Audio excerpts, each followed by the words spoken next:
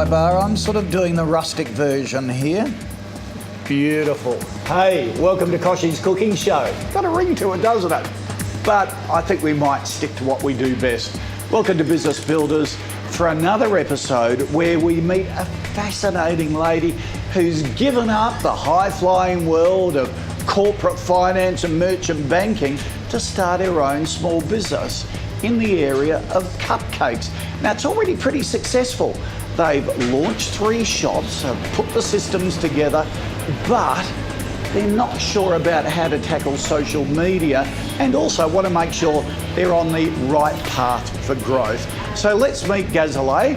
Come on in, Gazelle. What a wonderful business to be in. Thank you. So Gazelle, why the change from corporate high finance to small business and cupcakes? Well, I got to a point, David, that I was looking to do something that was more than just making a lot of money. So just financial success wasn't going to be good enough for me to be happy. So I wanted to build a business that I could look back at and be proud of, something that was meaningful to me and offered value to others. Oh, that's good. And I wanted to find a product that actually solved the problem. And believe it or not, the humble cupcake does solve a problem. What problem? So, apart from a rumbling stomach. Nobody ever asks you, why we need cakes in our lives. Of course we need cakes in our lives. When we celebrate with cakes, we have weddings with cakes, birthdays with cakes. So if you're getting together with a group of friends and you have one traditional size cake, you cut it up. So you have the hassle of cutting up the cake. You have one flavor to choose from, all of you. Whereas if you have a dozen cupcakes, everything comes pre-portioned perfectly, and you have 12 different flavors that you can go with. Great idea. Now, it's a highly competitive market. What issues are you facing? Managing growth, just like any other small business, that in less than 2 years we've gone from 1 store to 3 stores. And of course, branding, making sure that you establish a strong enough brand that people can distinguish you from the competitors, and taking advantage of new tools like social media to get the word of mouth out. Okay, for just a couple of cupcakes, I reckon we can help on this because one of our experts is Tim Pethick, who is all about branding, all about entrepreneurship. He's our entrepreneur at large, the guy behind establishing Nudie. You get a lot of benefit out of him. And just by sheer chance, one of the global gurus of social media, Richard Binhammer from Dell, is visiting Australia at the moment. We'll see if we can get an hour or two with him. That'll be wonderful. Happy? Absolutely. All right then, before we get underway, I'll earn my money. Put that there. Master Chef, eat your heart out. Let's get started. As the founder of Nudie Juices, Tim Pethick knows the ingredients for building a successful brand. Let's see if he thinks Gazelle has the right mix for Gourmet's cupcakes. Well, I think the first thing to understand is that, and lots of small businesses in particular get this wrong, is that brands are more than just the name.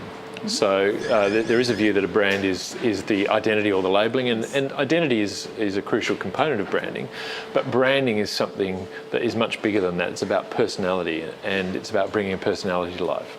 And I think word of mouth is still the best way to build a business and to build a brand. And for people to be able to spread the story of the brand by word of mouth, they need to be equipped with stories. Yes.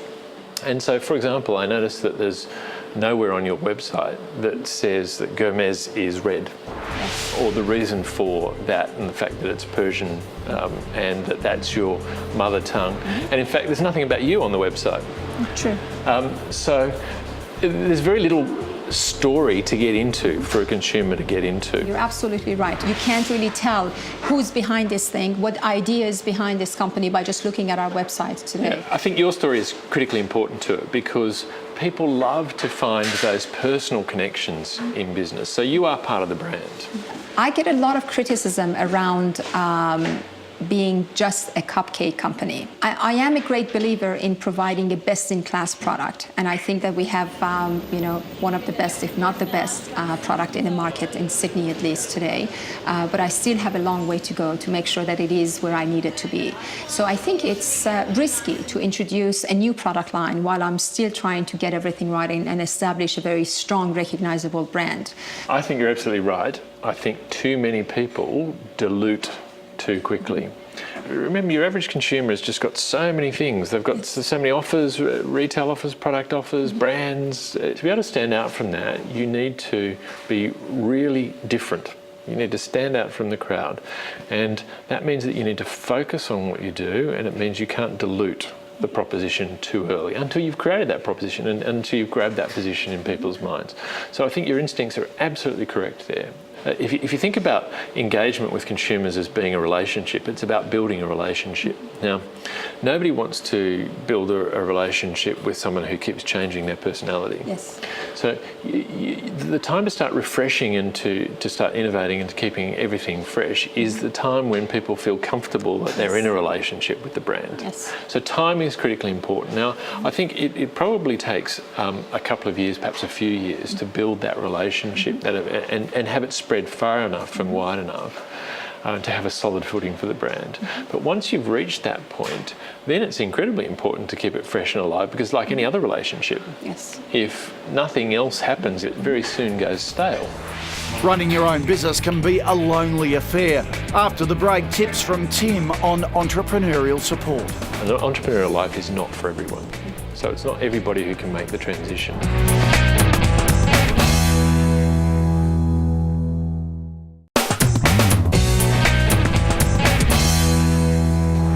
Qantas travel tip. At the airport, use valet parking to reduce wasted travel time. Often this is not much more than regular airport parking. As a former corporate high flyer, Gourmet's cupcake owner Gazale Liari is flying solo in business for the first time. She's meeting out serial entrepreneur Tim Pethick for advice. I've spent 16 years in the corporate world and have always worked with big teams, like-minded people.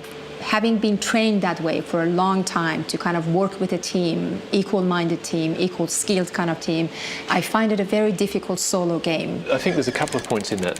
First of all, an entrepreneurial life is not for everyone. So it's not everybody who can make the transition. Yes. But it is a very much attitudinal thing as well. There's lots of people who've survived in a corporate existence get used to the support network, the framework that exists around them in a corporate life. But I think the interesting part aside from that is this flying solo notion, because it is a tricky one for most people, not just those who've exited a corporate life into an entrepreneurial life. I think it would be fair to say that most successful entrepreneurial startups are those where there have been a couple of people involved. For that very reason, because sometimes you need that complementary skill set, you need a sounding board, sometimes you can be down and you need someone else to be up to pick you up. And to pick you up.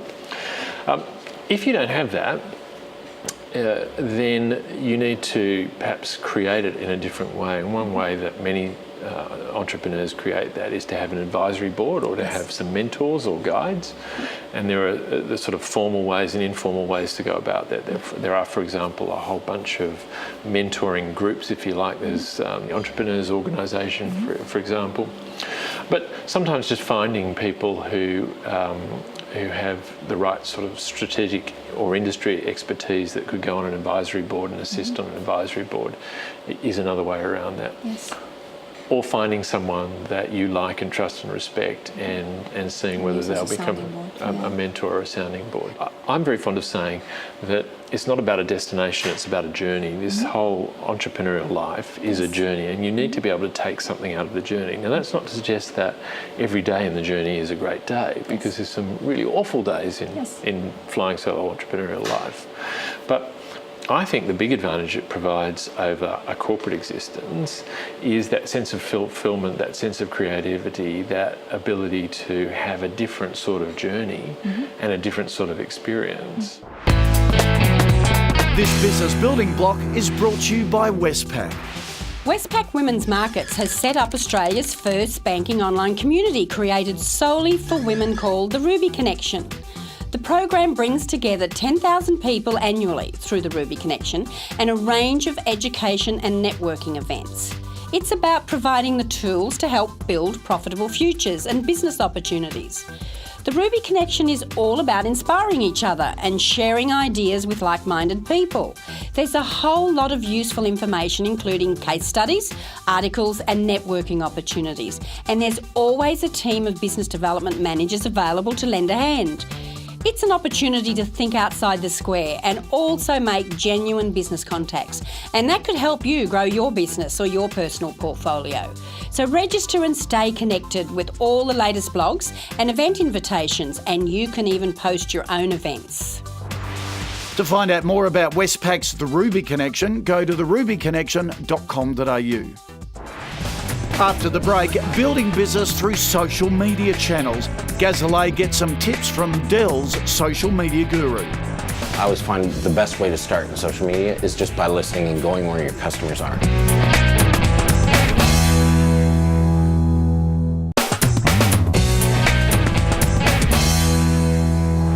This competition is brought to you by Qantas. Qantas is celebrating small business with an amazing opportunity. Every week, one business could win $1,000 worth of Qantas flights to use for business travel. How do you enter? Easy. Go to qantas.com/SME and tell us in 25 words or less how Qantas can help manage your business travel. Richard Binhammer is Dell's social media guru and has helped Dell generate millions of dollars a year in additional revenue through social media channels. He's meeting Gourmet's cupcake owner Gazelle Liari, who wants to know how to use social media in her business. I always find the best way to start in social media is just by listening and going where your customers are.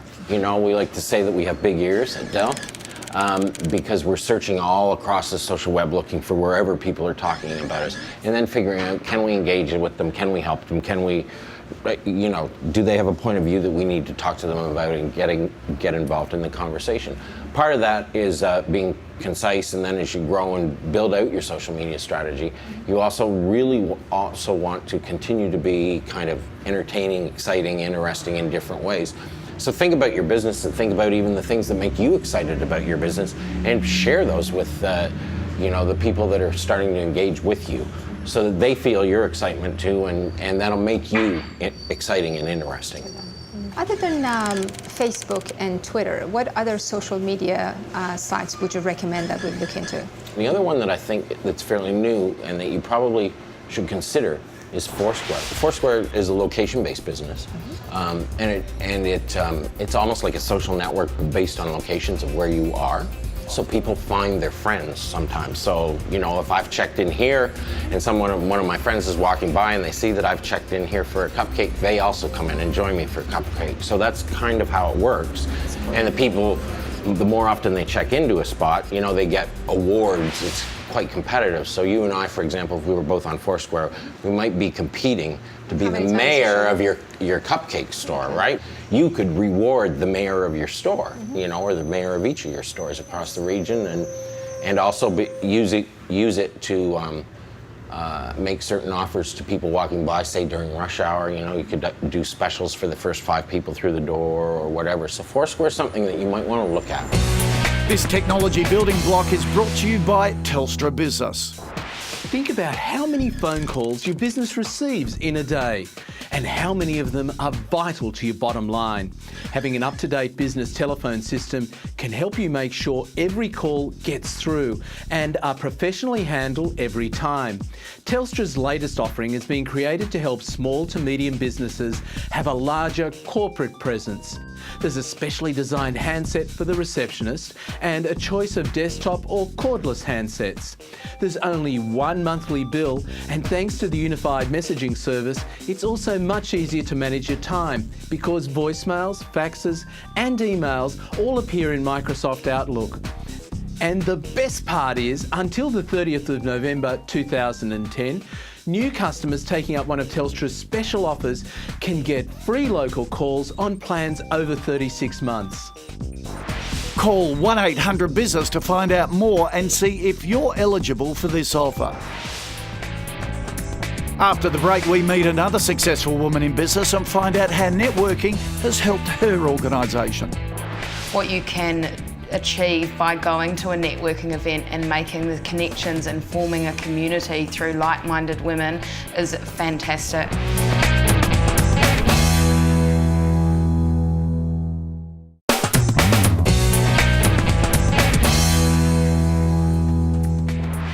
This segment is brought to you by Westpac. One great tool for building a business is networking, and a business owner that's benefited from this is Bianca Monley from Eat Fit Food. She's talking about her experiences with Westpac's Women's Markets Manager, Rebecca Ormrod. You founded Eat Fit Food in 2002. Tell us about your business. It was started out of my passion for healthy eating and being able to cater for those people even with a busy schedule. So I started from my little apartment in Bondi and grew to today. I have 10 staff today and 2 delivery drivers, a sales team, and it's just growing and growing. Westpac Women's Markets has been around for 12 years and networking is definitely something we know is important to women. Recently we had an event that you came along to. Tell us about the collaboration between you and some of the women at that event. So we got to present our challenge to a table of 10 women, and they could all give their feedback and ideas on that challenge. And what you could then do was take all of those ideas and go back into your business and then act on those. So it was very, very beneficial to have all the minds of other people to help you out. Tell us about the relationship and the collaboration with one of the women that was there and how you were able to bring these to market. Okay, one of the women that I met there on the night has a similar food business. Now, she's been able to put me in touch with someone who helps develop new products. So he's now working on a range of different bars for us. And not only that, she also has a food business and she has the manufacturing equipment to be able to help me to produce those bars. So that connection has been fantastic, and that's going to help grow both my business and also her business. That's fantastic. So I know you've registered your business on the Ruby Connection. Have you had a chance to have a look at the site? I read the blogs quite often, which I'm finding really helpful. What other things on the site do you think would be good for me? Lots of events are listed on there, so you may find there's some specialised events that you'd like to go to. You can scroll through there. Women are able to post questions online, so you might be on there and notice a question around a business issue that you faced and actually managed to work a way around it. You might like to go on there and share your experience with them, just as you have in the networking events. So lots of women aren't able to attend some of the events that you have, just due to where they're located in Australia. So this is an online community of business women who are able to connect through the Ruby Connection. Westpac Women's Markets believe women want education, information and networking opportunities. How will you use these to grow Eat Fit Food in the next 5 years? I'm definitely going to continue with the networking events that I've been involved with. So over the next 5 years, we're bringing out product lines, we're bringing out pre-packaged meals, we're doing a cookbook, and we're also going to be opening up Eat Fit Food in other cities across Australia. So I think it's going to be very, very helpful to stay connected with like-minded women to help me to do this. To find out more about Westpac's The Ruby Connection, go to therubyconnection.com.au. Orange and almond. Oh my goodness, Gazelle. Is this in honour of us and all the dollars our experts have brought your business? I wish I could have said yes, David, but it's actually part of our Inspirational Women's Award Week. It was made in honour of Gail Kelly. Oh, the boss of Westpac. Yes. Oh, isn't that nice? Yeah. Look, how did our experts go, Tim and Richard? I had a very productive conversation with Tim.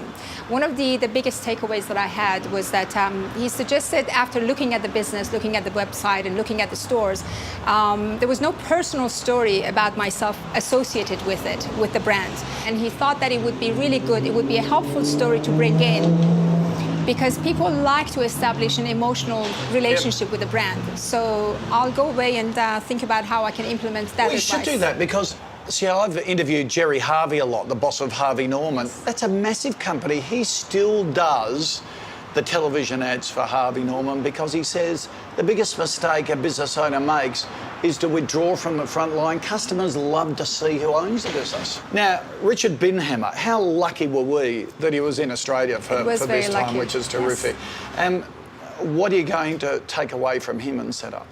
So he had a lot of good advice about how to deploy social media for businesses.